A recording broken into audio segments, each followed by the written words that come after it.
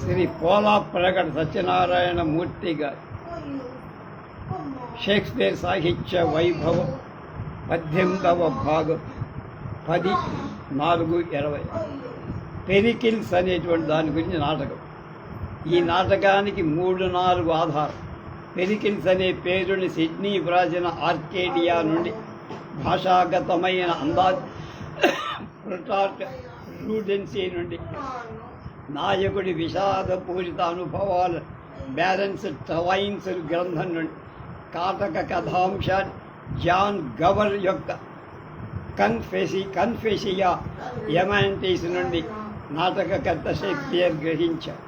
ఈ నాటకాన్ని పూర్తిగా షేక్స్పియర్ రాయలేదని, 3వ అంకం నుండి ఆయన తప్పక వ్రాసి ఉంటాడని, శైలి భాషా భావాన్ని బట్టి మొదటి 2 అంకాలు ఎవరైనా వ్రాసి ఉండొచ్చని అభిజ్ఞుల 1వ దృశ్యంలో 360లో పెరికిల్ సముద్రాన్ని ఉద్దేశించి "Thou God of the great vast rebuke, this suggests" అన్న మాటలో శైలి భాషా భావం నడక అన్నీ షేక్స్పియర్వే.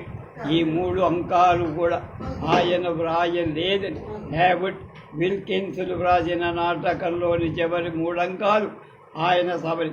అంతే అనే వాదం ఒకటి ఉంది. అంతే అనే వాదం ఒకటి. మొత్తానికి ఇది వివాదగ్రస్త విషయం.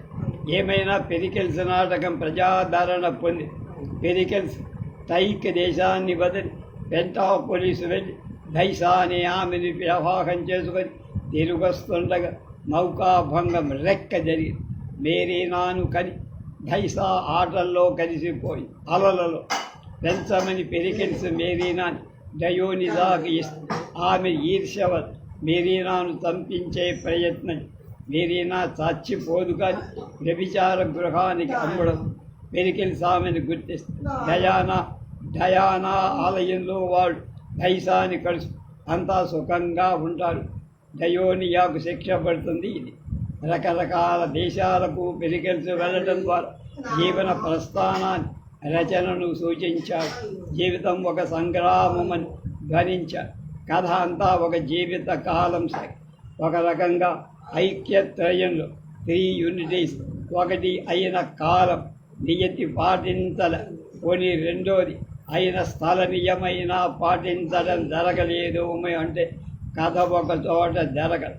టైర్, హారిజన్, పెంటాపోలిస్, ఆఫీసస్, భవనం, నీడ, భూమి, సముద్రం ఇవన్నీ రంగస్థలాలు. 3వది అయిన రసం ఇతర సంపర్కాలు లేకుండా నడిచింది అంటే అది ఆశ నిరాశలతో ప్రణయ ప్రశాంతులతో కథ సాగి. దీన్ని బట్టి కావాలని రచయిత ఐక్యత్రయాన్ని ఉల్లంఘించినట్టు విదితం అవుతుంది. కుమార్తెను తండ్రి పోల్చుకునే దృశ్యం కింగిలియర్ని తలపి వేశ్యనాటిగా వర్ణన అది వాటిగా వర్ణన సహజంగా.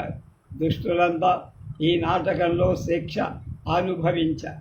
కల్లోనిత సముద్రంలో జన్మించిన వీరి పాల్కడిల్ ఉద్భవించిన అమృత బాణ్ మెక్బెత్లో సూచించిన ఆమె దయామయుని గవర్ సంభాషణ చూసి ఈ నాటకం స్వయం ఒక చేతి మీదే నడిచిందని విల్సన్ రైట్ తన ది క్రౌన్ ఆఫ్ లైఫ్లో. ఇంకొకటి సింబల్, ఇంగ్లాండ్కు రాజు సింబల్. అతని 2 కొడుకులు డెల్లా వేలియస్ అనే అతడు వ్యక్తిగత కార్పణ్యం అడవిలోకి ఎత్తుకుపోయి అక్కడ వాళ్ళ గైడీరియన్, ఆర్వీ రేగస్ అనే పేర్లతో పెంచుతారు. సింబలిన్ కుమార్తె అయిన ఇమోజన్ పోస్తమస్ అనే యువకుడిని పెళ్ళాడు. ఆమె సవతి తండ్రి అయిన రాణికి ఇది ఇష్టం. తన కొడుకైన క్లాటన్ ఇమోజన్కి ఇవ్వాలని అంశ. అందువల్ల ఆమె రాజు చేత పోస్తమస్ని దేశ బహిష్కరణ చేస్తుంది. రోములో పోస్తమన్ ఇయాషిమ అనే వ్యక్తితో తన భార్య శ్రీలవతి అని పంచం ఇమోజన్ మోసం చేసి ఇయోషియా ఆమె పడక గదిలో ప్రవేశి ఆమె కడియాన్ని సంపాదించి దాన్ని చూపించి పోస్తమస్ను నమ్మి అతని వజ్రపు టుంగరాన్ని పందెంలో గెలుస్తుంది. ఇమోజన్ శీలం చేయిందని భావి ఆమెను వధించమని స్నేహితుడిన పిసానియోకి పోస్తమస్ లేఖ రాసి కానీ పిసానియు ఆమెకు పురుష వేషం వేయి అడవులకు రోమన్లకు ఆంగ్లేయర్ ఆఖరిలో జరిగిన పోస్టమస్ గ్లైడేరియన్ ఆర్విగేజ్ పాల్గొని ఇంగ్లండ్కు విజయం సాధించే బెడత ఇయాషియో తన నేరాన్ని ఒప్పుకోవడం పోస్టమస్ ఇయోనిజులకు తిరిగి సమాగమం తన ఇద్దరు కొడుకులు తిరిగి కనిపించినందుకు రాజు సింబడి సంతోషిస్తాడు. అందరినీ అతడు క్షమిస్తాడు.